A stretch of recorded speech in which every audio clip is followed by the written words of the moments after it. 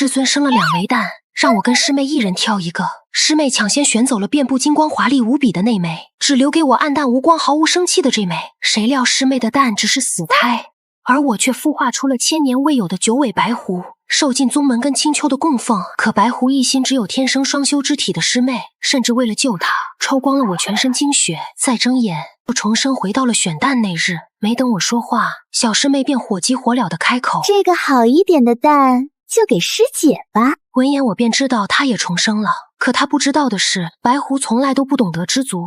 白凝冰，你确定？我孵化不出什么也不要紧，还有师兄们帮我寻，但师姐就不一样了，这个好一点的蛋还是留给师姐吧。长大了，也终于懂事了。我笑了，若不是有着前世的记忆，我怕是也会感谢他为我着想。前世他毫不犹豫选择了金光闪闪的那枚，还装模作样对我说：这金光蛋孵化会耗尽家底的，我就帮你选走了。可他用尽了天才地宝日日酝养，蛋上的金光却越来越弱，直到最后了无生气。他最终只能同已出生的幼年仙兽定下契约，可在一次秘境中，仙兽竟挣脱契约反扑，害得小师妹险些丧命，而我却成功孵化出了千年都未有过的9尾白狐。狐宝因我诞生，最是依赖我，而妖族最重血脉。青丘感知到气息，连忙赶来，将我奉为座上宾。宗门也因为青丘的态度，将资源倾斜于我。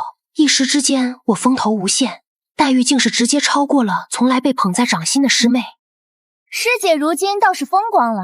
凝冰不得无礼，小云是白狐主人，你需恭敬。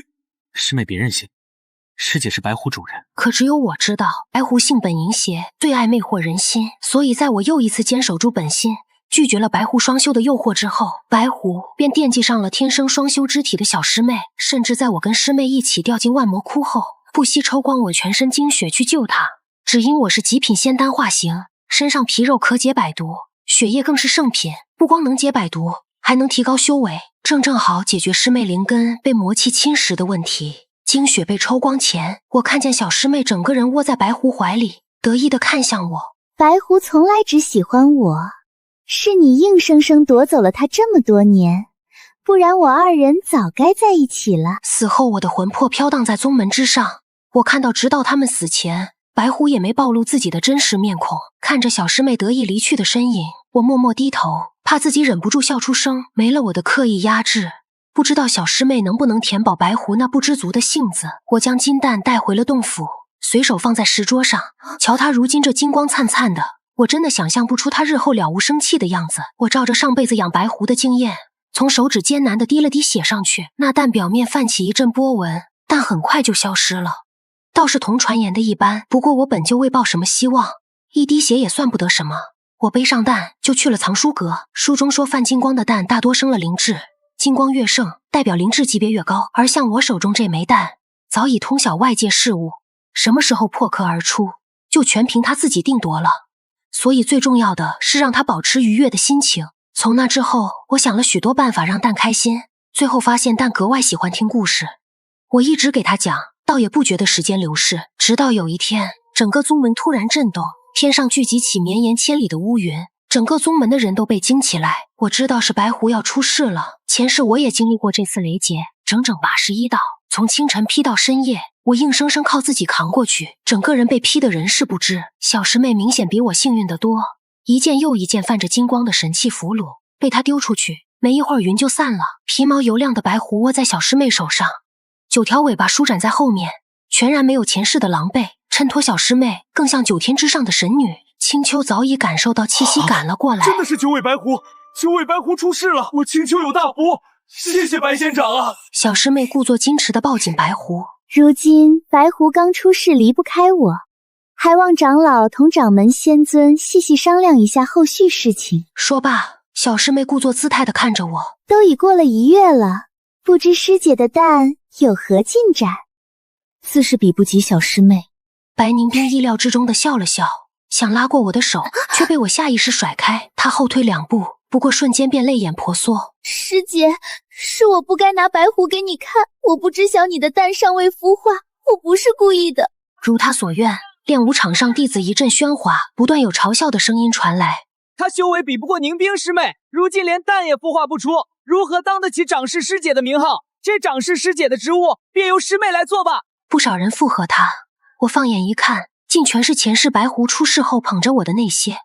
我暗嗤一声，没想到修真界竟如此势利，这职务于我而言本就累赘，卸了反而一身轻松。只是他们不知道，小师妹一心只有自己，才不会日日督促他们修炼。小师妹坦然地接受那些人的恭维与鼓励。你看啊，师姐，这次被众人敬仰的人是我了。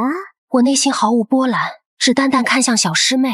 白狐未立雷劫，师妹自求多福。天雷性本刚正暴烈，最适合压制白狐的淫邪之气。如今白狐未经雷劫，还不知会有多大的后果。虽说不是很在意，回来后我还是忍不住戳了戳桌上的蛋。什么时候能出来呀？那蛋晃了晃，浑身的金光乍起又熄灭，像是在发泄自己的不满。我笑了笑，便开始修炼。然而我没有注意到桌上的金蛋正散发着红光，红色的能量随着天地灵气进入我的身体内。半年后，我突然接到了师尊传讯，仙云秘境马上要开了，因讲故事耽误了不少时间。我接到消息时，宗门队伍马上要出发了。我紧赶慢赶，才在出发之前赶到集合地点，一眼便看到了队伍中间的小师妹。许久不见，她更美了。如今的她像是整个人都长开了，天生的双修之体得到了最好的激发，站在那儿便透出一股若有似无的魅力。一见我来，师妹便阴阳怪气道：师姐真是大忙人啊，所有人都等着你来。我没管朝，代对长老施了一礼。弟子来晚一步，耽误各位时间了。无妨，尚未到出发时间。话落，小师妹的脸一阵青一阵红。师姐，还没给你介绍，这是狐仙，天下仅有的九尾白狐，不过3月便化了形。小师妹还在炫耀，可她口中的主角却连眼神都没给她一个。狐仙眼睛一直盯着我。小云，你……对了，师姐，你的蛋呢？狐仙脸色一下变了，甩开小师妹凑近我，满脸的不可置信。你的蛋？你还有别的蛋？小师妹整个人尬在一边，不知该作何反应。我看着眼前这场闹剧觉得好笑，原来狐仙也重生了。狐仙是吧？小师妹没告诉你吗？当初2枚蛋，她选择了你，而我选了另1枚蛋。她脸色一下变得煞白，想要拉住我，却被我一把甩掉。你的主人在那里？狐仙这才恍然回头看向小师妹，却见小师妹一脸铁青。他们之间怎么样？我没兴趣再看。走进灵州的房间里，随手取出蛋，躺倒在榻上。那蛋似乎感觉到我心情不好，飞到我身边，蹭蹭头发，蹭蹭手，晃得我一阵眼晕。我一把它薅下来，抱在怀里。蛋蛋，我再给你讲个故事吧。前世我与小师妹同样来了仙云秘境，但是狐仙是我带来的，同样是3月化形。化形第1天，狐仙便同我求欢，我义正言辞地拒绝了，一连3月数次，他每一次想诱惑我都没有结果。于是在这次秘境集合时，他便看上了小师妹。他的觊觎毫不掩饰，指着小师妹对我说：我能不能跟她双修？不可以。看着他不甘的表情，我叹了口气。狐仙，双修之道终究不是正道。好了好了，你都说了800遍了，烦不烦？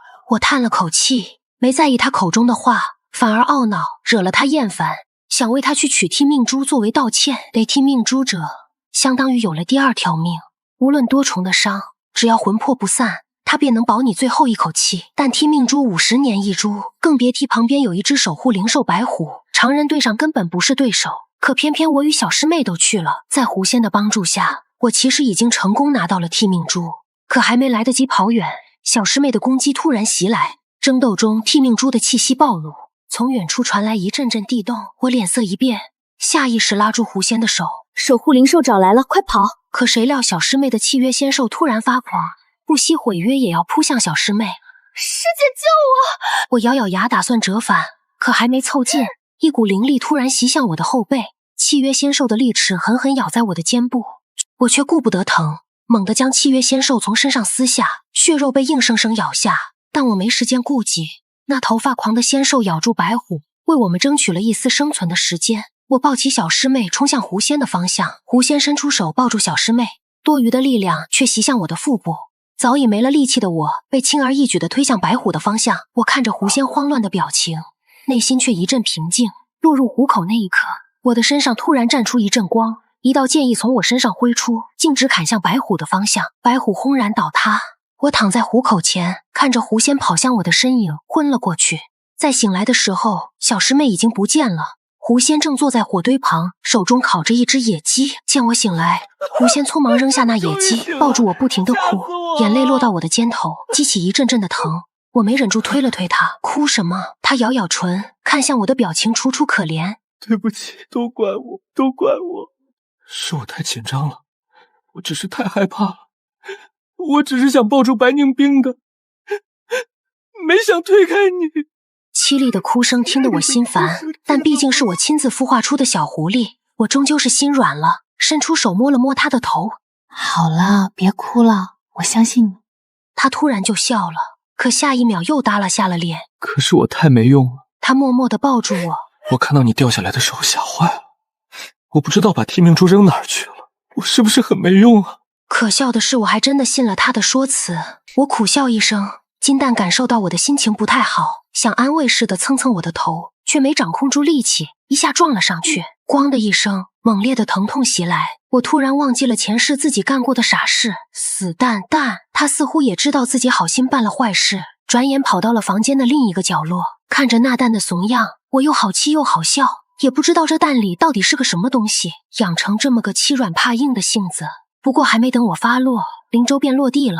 之后的一切都如前世我所经历的那般，唯一不同的是，这次带着狐仙去取踢命珠的变成了小师妹，而我早已对那东西已没了兴趣，只是重来一世，曾经有些东西费半天劲也得不到，如今却有人眼巴巴拱手相送。狐仙找到我的时候，我正在山洞里烤火，他一身雪白的衣服已经变得焦黑，他擦了擦踢命珠上的血污，把它递给我。踢命珠，我给你拿回来了。拿回来了，可惜有些东西错过一次，便再也不想要了。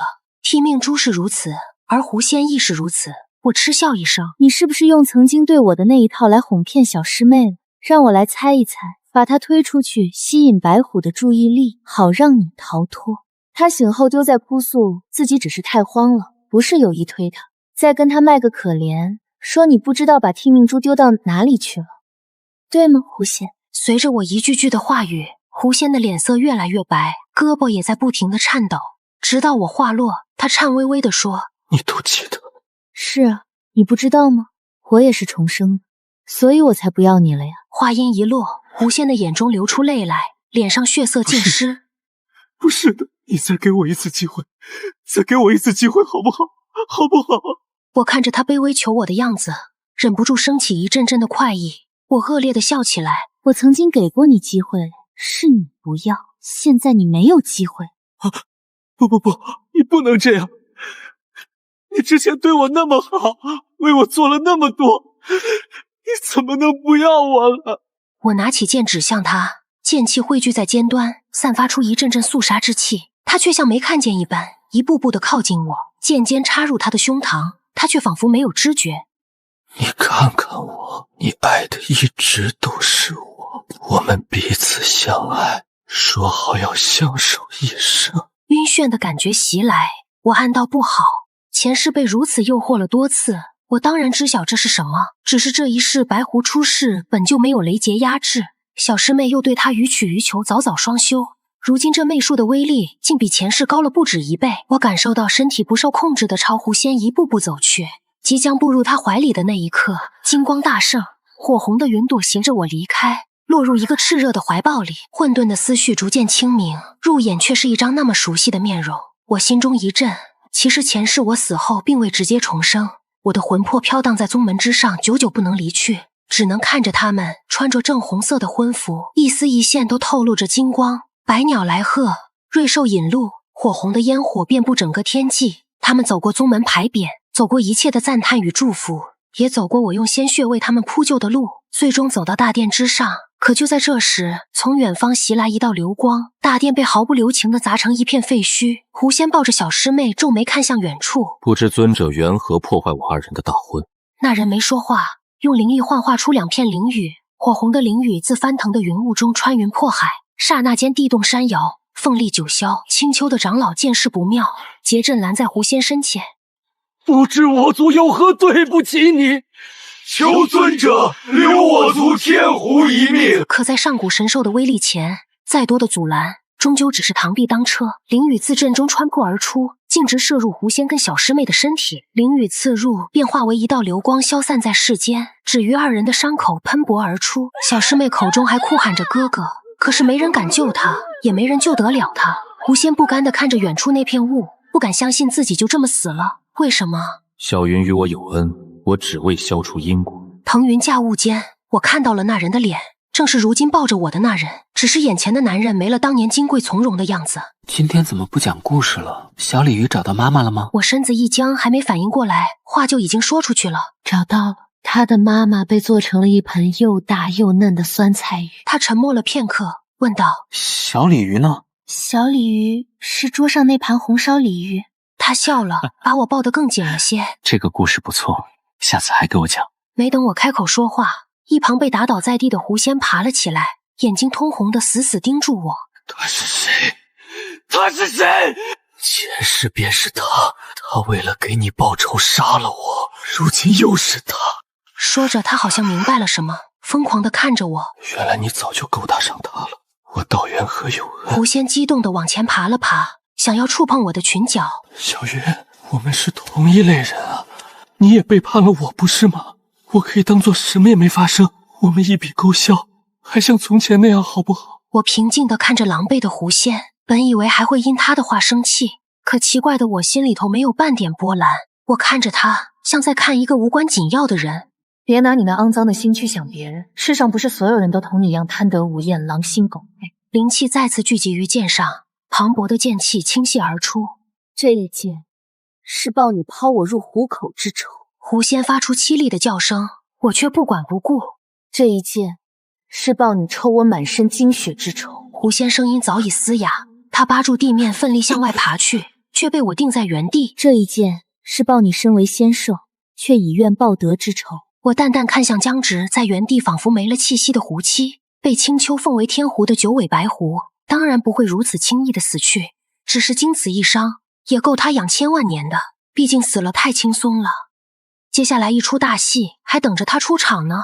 此剑之后，你我再无瓜葛。收回佩剑，我牵着凤凰的手走出山洞，再没回头。出来之后，感受到手中骨感而又结实的手掌，我才后知后觉地感到尴尬。没当我松开手，便被紧紧回握。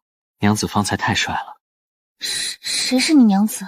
我下意识的挣脱，却好像被固在了铁壁之中，半点撼动不了。娘子，你怎么这样？明明前2天还抱着我入睡，怎么一下就翻脸不认人了？我一惊，冤枉啊！我就一黄花大姑娘，从成型至今，顶多就抱过几天内煤蛋。等等，我突然反应过来，不可思议地看着他。你是蛋蛋？他点点头，一副你终于猜到了的表情，还掺杂着一点嫌弃。别叫我蛋蛋，我有名字，我叫凤梨。我一脸紧张地看着他。按理来说，我应该是你娘亲吧？怎么就是你娘子了？他笑了笑，因为我们凤凰一族的夫君都是要靠自己孵出来的，你把我孵出来了，我就是你的夫君了。我欲哭无泪，第一次这么后悔尽心的孵那枚蛋，像是察觉到了我的不情愿。凤梨悠悠道：娘子想后悔也来不及了，我早就在你身上烙下了印记，天上人间，你去哪儿都逃不掉了。我咬了咬唇，不管怎样，谢谢。要是没有凤梨，我向狐仙复仇绝不会这般简单。那日过后，凤梨便一直陪在我身边，她一直叫我娘子，不管我纠正多少次，她也不改口。可跟狐仙不一样，她从不会逼我双修。我拒绝一次后，她虽失落，却马上恢复元气，黏着我，直到我灵气中凤凰火的使用。凤梨出生便携带凤凰一族数十万年的传承，在她的指导下，我的修为飞速增长。借着秘境的灵兽，我的实战经验也涨了不少。等到要出秘境那日，我竟有些不舍得。凤梨笑着说：大不了以后有机会再来便是，之后还有一场大戏呢。回到宗门后，师尊果然将我们叫去了殿里。我去的时候，小师妹跟狐仙已经到了。刚打上照面，我便发现，按理来讲，身受重伤的狐仙正风度翩翩地站在大殿之上，而许久未见的小师妹却已碎了灵根，成为了实打实的凡人。师尊正用剑指着狐仙，而小师妹牢牢地挡在狐仙身前。师尊，狐仙他是无辜的。你告诉我，你灵根破碎，他却只伤了皮毛。白宁冰，他是你的契约仙兽，遇到危险应该你们2人共同承受，而不是只拿你去挡灾。小师妹还在据理力争，看见我进来，仿佛抓住了什么救命稻草。师尊，都怪师姐，是因为师姐我才灵根破碎的，都是因为她。什么？小云，你来说，到底怎么一回事？师尊在上，徒弟一心历练，何错之有？许是接受不了我一切安好，而他却变成一介普通凡人。就是你的错！我遇到危险之时，你为何不来？你明明该为我挡灾的！你打我！你为了一个废物打我！她是你师姐。他不是，他明明什么都比不上我。小师妹突然转身，紧紧抱住狐仙。你说我跟师姐谁好？你说，你是什么东西？怎么配跟小云比？下一秒，她跪在我面前，想要抱住我。你看看我好不好？我一点都不喜欢他。你带我走好不好？小师妹一把扑上来，想要推倒我，却被狐仙反应极快的一把推开她，撞到殿前的台阶，吐出一口血，神色怨怼。你怎么就不肯放过我？都是你！你为什么要来跟我抢狐仙？你就是不服他喜欢我是不是？我好像听到了什么笑话。没人惦记你的狐仙，毕竟不是所有人都把废物当宝贝。说完，我又给师尊行了一礼，请求离开。月末是从前疼爱的小弟子，头一次暴露面目，着实伤了他的心。师尊看上去竟如同苍老了10几岁。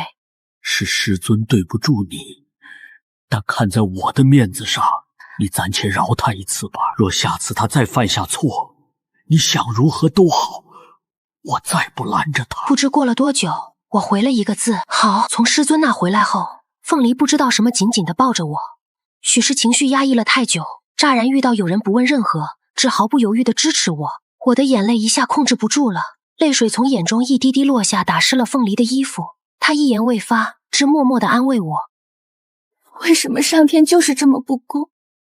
有些人生来便得到那么多人的宠爱，却还是不知罪，连旁人那一丁点珍贵的东西都要夺过去。前世也是这个时候，师尊同样将我跟小师妹叫了过去，只不过那次受了伤的人是我。当时我的灵根出现裂缝，此生修为再也精进不了分毫，回来却还要遭受师尊的责骂。原来小师妹早在刚回来便向师尊哭诉过一番，将一切都说成了我争强好胜，想要那颗替命珠。我矢口反驳，明明不是这样的。我希冀地看向狐仙，想要让他为我作证，他却瞥了我一眼。错了就是错，你认错，不要再说了。师尊失望地看着我，小师妹在一边装模作样劝，却挑起了师尊更大的怒火。弟子错了，愿师尊恕罪。可为何到了如今，却是师尊即便失望，但仍抛下脸面求我放小师妹一马？凤梨一脸平静地听我说完，叹了口气，擦去我脸上的泪。他天生娇懒，只能靠他人庇护，可你不一样，你是要成神的。成神吗？我是要成神的。神有绝对的实力庇佑自己，依靠他人终究只能成为附庸，只有靠自己才能真正得到属于自己的人生。一直停滞了许久的修为突然松动，我好像明白了自己的道。我高兴地抱了凤梨一下，然后毫不留情地把她赶了出去，美其名曰我要闭关。徒留才抱了娘子没多久的凤梨，看着已经关上大门的洞府，在风中凌乱。这次闭关时间格外的长，待我出关早已过了30年。门外一切如旧，柳树在风中飞舞着枝桠，阳光透过云层倾斜在大地上面，一切都很美好，除了门前那个幽怨的男人。想到闭关前我用完就扔。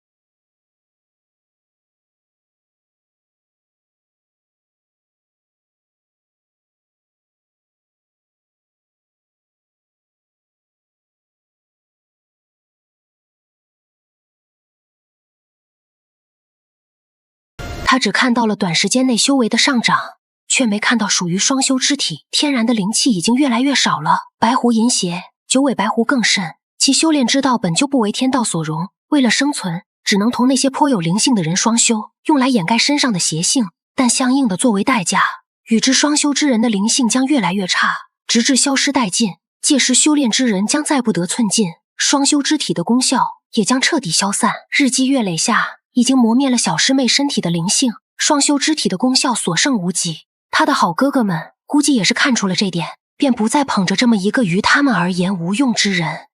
只是小师妹早已被情爱迷住了，眼看不到事情的根本所在，只觉那些男子薄情，还一心追着狐仙走，但注定没有结果。狐仙一见我，便兴冲冲地朝我走来。小云，你出关了，你知不知道我？你如何与我何干？我打断他的话，将视线落在随他过来的小师妹身上。刚才离得远看不清晰，小师妹身上竟有魔气，这魔气寻常修仙者甚至妖族都看不见。只是凤凰是上古神兽，凤凰火又是至纯至烈之物，因着凤梨的影响，我也能看到一些寻常人看不到的魔气。这魔气如此强烈，我瞬间想到了一个地方，与想象中的歇斯底里不同。小师妹好整以暇地看着我，好像胜券在握一般。我瞥了她一眼，若我猜想的不错，这场大戏全靠小师妹开场了。随着掌门仙尊宣告宗门大庆正式开始后，便让弟子们自行活动。我正吃着凤梨为我挑好刺的鱼，小师妹突然站过来，她拿出一杯酒递给我。从前是我错怪你了，狐仙他果真不是良人，对不起。师姐，你能不能原谅我？看着他那拙劣的表演，同凤梨对视一眼，我便要接过酒杯，突然一道白光闪过，那就有魔气。此刻小师妹却突然狂笑起来，她身上魔气暴涨，双目赤红，她的眉间更是出现血红的印记，那是堕魔的征兆。我强行将凤梨收回仙兽蛋内，看上去并不意外。小鱼，你怎么不意外呢？你怎么不害怕呢？你怎么可以这么平静？一点都不意外，毕竟前世你也有过一次，不是吗？他顿了一瞬，露出一抹比哭还难看的笑。前世没有一个人怀疑他堕了魔，即便曾经的我也没有。直到今天下午看到他，我才明白万魔窟那么危险，从来惜命的小师妹又怎么会为了害我将自己的性命也赌上呢？唯一的可能就是他堕了魔，所以他不得不去万魔窟换我一身精血，用我一条命去赌他重新成仙的机会。我倒是小看了这个小师妹，原来一切都是他做的一场局，连狐仙都被他蒙在鼓中。只是前世他因贪得无厌入魔，而这一世却是因为情爱，一代天之骄子落得如此地步。可怜之人必有可恨之处，若他懂得知足，懂得珍惜，也不会落得如此下场。小师妹整个人不再遮掩。你为什么非要夺走我的东西？前世我的地位，如今狐仙的心，凭什么所有的好东西都是你的？凭什么？白凝冰欲要挑起一身魔气，却发现身体早已亏空，他惊怒地瞪着我。你都做了什么？白凝冰，你以为同白狐双修是什么好事吗？你的身体早已亏空，如今不过强弩之末。小师妹，看起来越得意的东西，往往需要越多的代价。可是你算路了，我还有后手。话音一落，他拼尽全身灵力，奋力向我扑来。他手中拿着什么东西，暗黑的魔气经久不绝。我眼睛一缩，是魔种，魔气之源，若被其侵染，只有堕魔一个下场。凤梨被我封存在仙兽蛋内，急得上蹦下跳。我摸了摸储物戒以示安慰，下一秒跃起凤凰火，形成防御罩。可没等魔种碰到凤凰火，狐仙突然挡在我身前。小云，这次我保护住你了。见状，白凝冰泪流满面，眼里满是不甘。为什么？你要双修，我对你予取予求。逆境中你身受重伤，是我杀了宗门近50人，给你献计为你疗伤。之后我灵根破裂，失去一切，却独独没有放弃护着你。狐仙，为什么？没有为什么。魔气渐渐缠绕在狐仙身上，方前受的伤也已然痊愈。他慢慢走向白凝冰，恐怖的能量穿过他。在他咽气那一刻，又拿出替命珠替他吊着命。我连生命都是因他才有，前世是我蒙了心，一心变强，想要触碰他，到最后却是我亲手害死了他，我活该赎罪。话音一落，他拎起半死不活的白凝冰朝我跪下。小云，我愿意带他下万魔窟，用我一生赎罪。我注视他良久，撇过头淡淡道：好。事情落下帷幕，师尊得知没再说什么，只是整个人又苍老了许多。时间流逝，一切都慢慢步入正轨，除了正在哄凤梨的我。那夜我放凤梨出来之后，凤梨便嚷嚷着让我给他解了那仙兽契约，因这契约在一日，他便无法反抗我的心意，只能在遇到危机时被我强行收到仙兽蛋里。看着我急得抓心挠肺，想着之后也没啥大事了，我便依了他的意思。谁成想契约一解开，他便抱住我不撒手了。